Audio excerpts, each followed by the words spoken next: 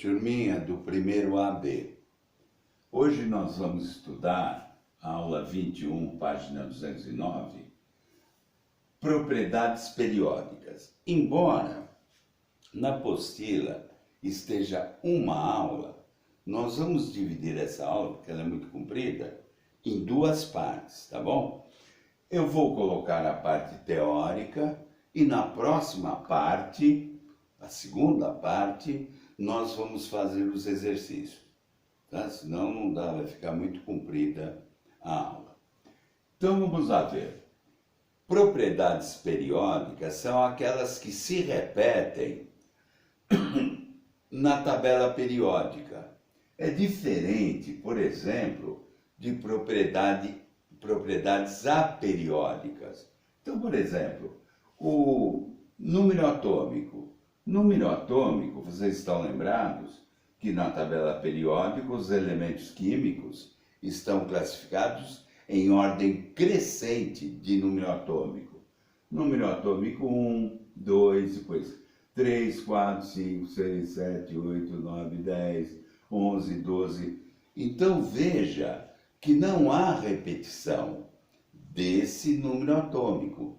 Então não é uma propriedade periódica.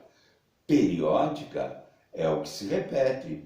Então as estações do ano, por exemplo, são periódicas, né? Elas se repetem de um ano para o outro. Primavera, verão, outono, inverno, primavera, verão, outono, inverno. Então essas propriedades periódicas é assim. Vocês estão lembrados que na família, olha, aqui está a primeira família, tá bom? Mas em todas elas, as propriedades dos elementos químicos são semelhantes. Então, à medida que eu aumento o número atômico, vai havendo variação das propriedades químicas das famílias. Eu estou aumentando o número atômico, passando de família para família. Mas chega uma hora que volta na mesma família. Ou seja, vai ser repetida a característica dessa família. Por isso que é chamada propriedade periódica. Propriedades periódicas, vamos começar com o raio atômico. E tem aqui na apostila os gráficos que eu coloquei aqui em relação ao raio atômico, energia de ionização, ou seja, das propriedades periódicas. Raio atômico é assim. Numa mesma família, o raio atômico, que é o tamanho do átomo, quanto maior o raio, maior é a circunferência. Então, o raio atômico, na verdade, se relaciona com o tamanho do átomo. Portanto, percebam que numa família, aqui o primeiro período tem uma única camada eletrônica, a camada K. Já no segundo período, duas camadas eletrônicas, K e L. Ora, então percebam que se eu tenho um núcleo, uma camada, eu tenho um tamanho do átomo, duas camadas, o átomo vai ser maior.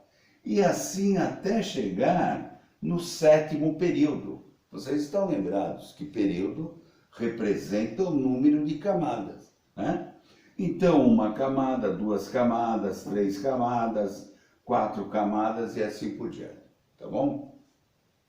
Então, é lógico, fica fácil a gente perceber que na família, quanto mais para baixo estiver o átomo localizado, maior é o seu raio atômico, maior é o seu tamanho.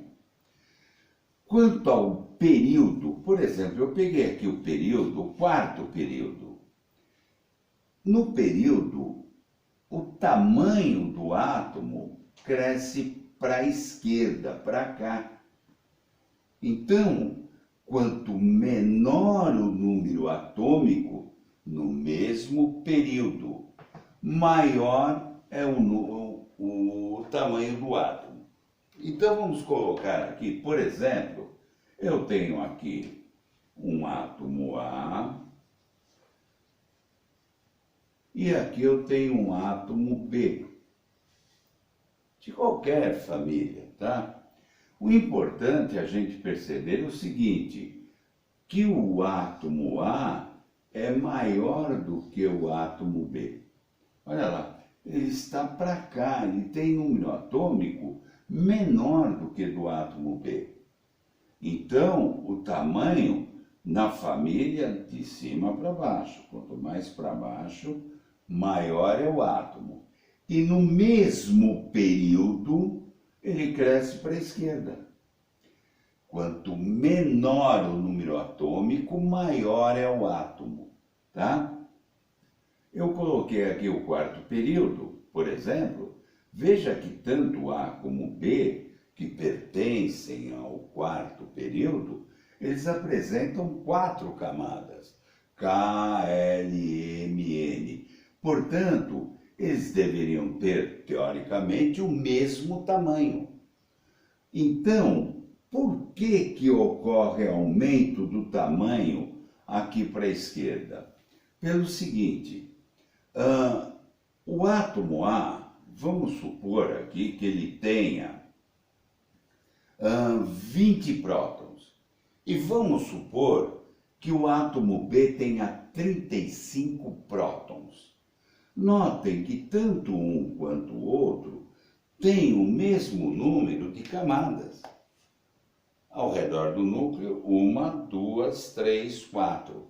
Só que como esse átomo aqui, ele tem menos prótons, percebam, prótons positivos, elétrons negativos. Os prótons, portanto, atraem os elétrons. Então, notem, como ele tem menos prótons, ele tem um número atômico menor, número atômico, número de prótons. O que acontece? Ele vai atrair os elétrons com uma determinada intensidade. No entanto, B, que tem também as mesmas 4 camadas de A, só que ele tem um número de prótons maior. Então a atração vai ser maior. Ora, 4 camadas, esse atrai de uma certa maneira e esse atrai mais, porque ele tem com maior intensidade, porque ele tem maior número de prótons. Então, por isso que esse átomo aqui é menor do que esse. Então, à medida que eu aumento o número atômico, no mesmo período, como eles têm o mesmo número de camadas, maior número atômico, maior número de prótons, maior a atração dos elétrons. Por isso que o tamanho aumenta para a esquerda. Para a direita, aumentando o número de prótons, com o mesmo número de camadas, o átomo vai diminuindo. Maior número de prótons, maior a atração sobre os elétrons. Isso daqui, então, em questão do raio atômico. Não esqueça, o importante é a gente guardar esse gráfico aqui. Tamanho na família para baixo, no mesmo período para a esquerda.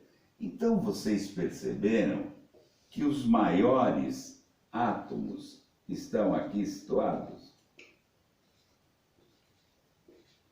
Estão situados aqui. Olha lá, cresce para baixo e para a esquerda. Então, aqui nós vamos ter os maiores átomos. E, como cresce para baixo e para a esquerda, diminui para cima e para a direita, o inverso. Então, aqui, nós vamos ter os menores átomos.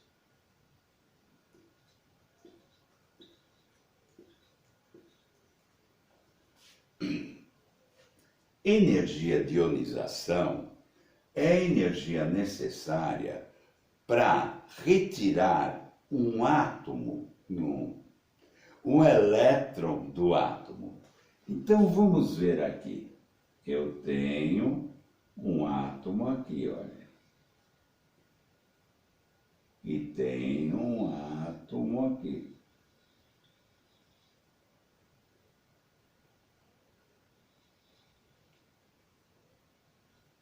Sabendo-se que quem atrai o elétron é o núcleo. Eu pergunto, que núcleo está atraindo mais o elétron? Do átomo pequenininho. Então é muito mais difícil eu retirar esse elétron, olha, esse elétron aqui, do que esse outro aqui, que está mais distante do núcleo. Por isso que a energia de ionização cresce para a direita e para cima, ou seja, quanto menor o átomo, maior é a energia de ionização, maior energia que o átomo tem que absorver para perder esse elétron aqui. Então é por isso, tá? Agora, quanto à atividade eletrônica e eletronegatividade, a atividade eletrônica é a energia absorvida quando um átomo, um elétron entra no átomo. Então a gente pode pensar como a explicação aqui. Só que aqui energia de ionização, ou potencial de ionização, é a energia gasta, ou seja, absorvida na retirada de um elétron do átomo. Eletroafinidade é diferente, ou atividade eletrônica é diferente. Ou seja, quando entra um elétron no átomo, ele vai liberar energia. E assim, é proporcional. Mesma coisa, pequenininho, se eu para retirar gasto mais energia, né? Ou seja, absorve mais energia o átomo, para colocar o elétron, ele também libera mais energia. Por isso que na atividade eletrônica, eu escrevi a atividade, desculpe a turminha aqui, olha, eu vou passar o dedo aqui, é a afinidade, tá? Da afinidade eletrônica ou eletroafinidade. Então, é o inverso da energia de ionização. O átomo, para perder um elétron, ele precisa absorver energia. Para ganhar um elétron, ele libera energia. Mas a maneira da gente raciocinar aqui é a mesma. Veja, o elétron de um átomo pequenininho está mais próximo ao núcleo. Ele está com uma atração maior. Tá bom? Então, isso é afinidade eletrônica, ou eletroafinidade. Quanto à eletronegatividade, Pauling, ele misturou energia de ionização com afinidade eletrônica e obteve a tal da eletronegatividade. Inclusive, ele deu um número para representar essa eletronegatividade. Mas o importante para a gente é que a eletronegatividade é capacidade de atrair elétrons. Então, dá uma olhada aqui. Eu tenho um átomo pequenininho e um átomo grandinho. E aqui eu tenho um elétron, tá? A pergunta é, se eu colocar, deixa eu tirar esses elétrons aqui, para não atrapalhar muito, não ficar... Então eu tenho um átomo pequenininho e um átomo grandinho. Se eu colocar um elétron equidistante dos átomos, ou seja, olha, a mesma distância desse átomo e desse outro átomo aqui. A pergunta é, quem vai atrair esse elétron? Quem está mais próximo do núcleo? Então, dá uma olhada que esse elétron está mais próximo desse núcleo aqui, olha aqui, ó. Esse daqui está mais distante. Portanto, esse elétron é atraído pelo átomo menor. Por isso que tanto na energia de ionização, como na afinidade eletrônica, como na eletronegatividade, são os menores átomos que têm maior energia de ativação, gasto mais energia para retirar um elétron, maior afinidade eletrônica, quando entra o elétron libera maior energia, e maior eletronegatividade, capacidade de atrair elétrons. Veja que são sempre, nesses outros casos, nesses três casos, os menores átomos, que têm maior energia de ionização, maior afinidade eletrônica, maior eletronegatividade. Por que que nesse caso de afinidade eletrônica e eletronegatividade, eu risquei aqui os gases nobres, tá? Porque os gases nobres não apresentam a afinidade eletrônica, não atraem elétron de uma maneira geral, e também eletronegatividade, que é a capacidade de atrair elétron, tá bom? Por isso que eu tirei daqui, exceto os gases nobres. Aqui nesses dois casos estão incluídos os gases nobres. Aqui não, eles estão fora. Bom, quanto ao tamanho do átomo, fica lógico, né? Tamanho, vai ao tamanho. Então não preciso falar do tamanho, é pequenininho, é grandão, é mais ou menos, tá bom? Mas vamos falar da energia de ionização. Energia de ionização, o que eu explicar para a energia de ionização serve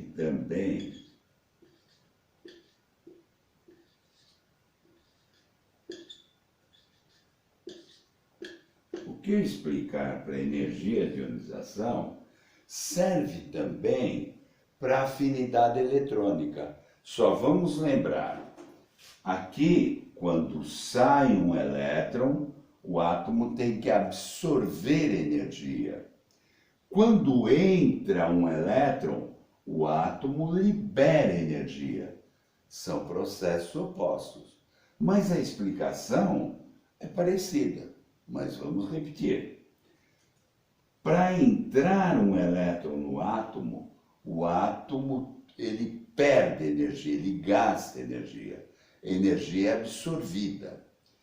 Quando sai um elétron. Quando entra o elétron, é o oposto, é lógico, que se para sair o átomo ele absorve energia, para entrar um elétron, ele libera energia. Então vamos explicar a energia de ionização. Então vamos lá ver. Vamos supor que eu tenha um átomo aqui. Nós já vimos que quanto menor o átomo, maior o gasto de energia para retirar um elétron, tá? Então vamos colocar um átomo aqui qualquer. Vamos supor que esse átomo tenha 2 elétrons na camada K e um elétron na camada L. Então veja o que acontece. Vamos colocar mais um aqui, vai. Mais um elétron aqui. Pronto, 4 elétrons. 2 na camada K e 2 na camada L. Então notem, para eu retirar esse elétron, eu gasto uma certa energia, 1. Já que eu estou me referindo a esse elétron como sendo o primeiro elétron. Então, eu vou chamar de energia 1. Se lembra? É a energia absorvida, tá? Então, tem uma certa energia. Vamos supor, como eu falei que esse átomo ele tem 4 elétrons, ele tem 4 prótons também. Ele tem 4 cargas negativas, 4 elétrons e 4 cargas positivas. A partir do momento que eu tirei esse elétron, perceba que ele ficou com 3 elétrons 3 cargas negativas e 4 cargas positivas. Então, o núcleo está atraindo com maior intensidade agora os próximos elétrons. Até aqui, 4 cargas negativas, 4 positivas. Havia uma certa intensidade de atração. A partir do momento que esse elétron saiu, eu gastei uma determinada energia, que eu estou chamando de E1, por conta do primeiro elétron. Eu fiquei com 3 elétrons e 4 prótons. Quem está ganhando aí o cabo de guerra? 4 contra 3. Então, esses elétrons agora, eles estão sendo mais atraídos pelo núcleo. A intensidade de atração é maior. Portanto, para retirar o segundo elétron, está aqui o segundo, eu vou retirar o segundo, eu gasto uma energia 2. Então, percebam que para eu retirar o segundo elétron, eu gasto mais energia. Mais energia. Porque eu retirei o primeiro, gastei uma certa energia. A partir do outro elétron, eu vou gastar mais energia, porque o núcleo continuou com 4 prótons. Só que agora eu fiquei com 3 elétrons. A atração aumenta. Então fica mais difícil o átomo perder o segundo elétron. Então ele tem que absorver mais energia. Agora vamos colocar aqui o terceiro elétron. Olha aqui. Terceiro elétron. Está saindo agora o terceiro. Eu vou chamar de energia 3. Perceba uma coisa. Esses 2 elétrons estavam à mesma distância do núcleo, porque os 2 pertenciam à camada L, camada K, camada L, à mesma distância. Quando eu tirei o primeiro, eu fiquei com mais prótons do que elétrons, a atração aumentou, eu gastei mais energia para retirar o segundo. Agora, para retirar o terceiro, a energia é bem maior. Por que a energia é bem maior? Porque agora eu estou retirando o elétron da camada K, que está mais próxima ao núcleo. Então é lógico que eu vou gastar mais energia do que nos casos anteriores, onde os elétrons estavam na mesma camada. Então, numa maneira geral, é assim. Energia 1 é energia absorvida para tirar um elétron. Sempre vai ser menor que a energia 2. Que no nosso caso aqui vai ser bem menor que a energia 3. E assim sucessivamente. Tá? No caso aqui, não esqueçam, bem menor, ou seja, a energia 3 é bem maior, porque agora o elétron que eu vou retirar está mais próximo ao núcleo. Então fica mais difícil, né? O átomo tem que gastar mais energia, ele tem que absorver mais energia. O que eu falei para energia de ionização serve para a afinidade eletrônica, ou também chamada de eletroafinidade. Só que lá é diferente, né? É a energia liberada quando eu coloco um elétron no átomo. Mas a gente pode raciocinar da mesma maneira.